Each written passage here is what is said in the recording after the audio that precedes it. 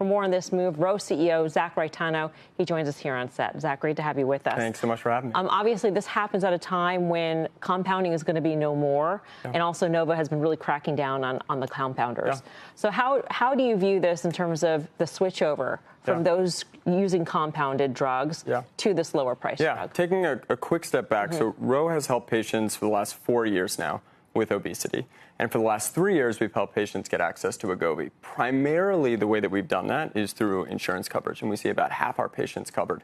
The other half are un- or underinsured, and that's why we're so excited about today, because previously that was $1,000 or $1,350, and now it's $499. So we think that, to your point with the shortage ending, this is another really remarkable step by Novo to meet patients where they are. They are coming to digital health. We can talk about all the reasons why at a much lower price point, right? They took off $10,000 a year on the drug.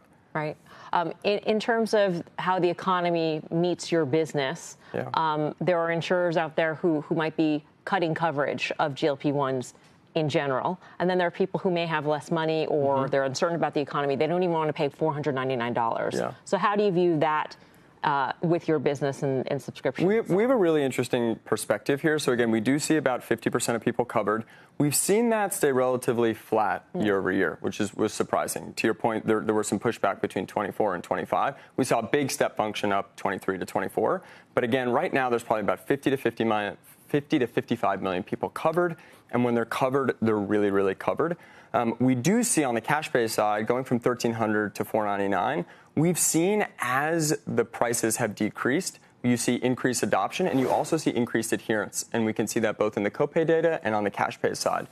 So as we talked about last time, it is a purchase that I think is quite resilient in this environment. Patients are prioritizing it over a vacation, over other expenses because of the role that it plays in their life. And every single time we see a price drop, we see increased adherence, which will lead to increased outcomes. So we're really excited about this step function. Will that decrease in price actually lead to eventually more healthcare coverage or health insurance coverage? You know, it's a great question. I think you'll see a little bit of both, right? So the question is, how low does that price have to be before you see increased coverage? You are seeing pushback on the employer side, given the price that we see. I think overall, taking a step back, the thing that we're most excited about is you are seeing this seismic shift in the way that new treatments are brought to patients. You're seeing the gap on list to net basically be eliminated. You're seeing the elimination of middlemen like a PBM or an insurance company. And you're seeing a pharma company like Novo be able to reach far more patients.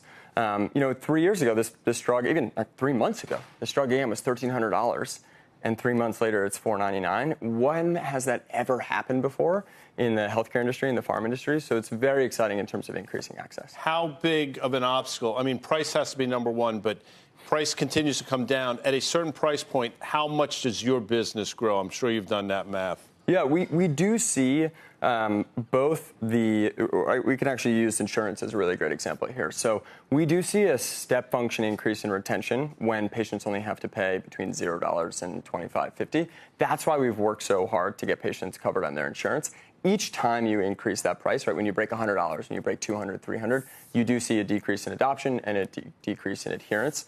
That's why we've worked so hard. So anyone can come to Roe and get their insurance covered or get their insurance checked for free, and we'll handle everything related to that. So for us, it's about providing the widest array of options for patients at the most affordable prices for the most effective treatments for them. So at this point, Lilly and Novo can actually go head to head. There's no shortage issue influencing what kind of prescription you get. They're both priced at the same price point now for the lower cost to direct to consumer.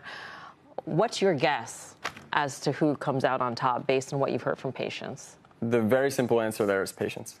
And that is it's true.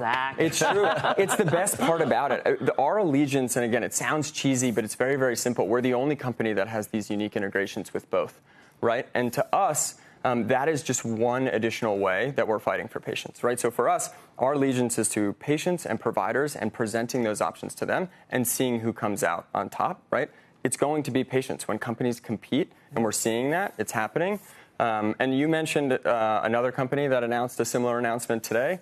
When you look at what other companies have announced their membership subscription, the monthly price on other platforms, excluding the meds, for a monthly is $400. So it's $400 plus $499. At Roe, that's not the case, right? It's another way we're fighting for patients. Right. First month is $0 if you use the checker, or $45.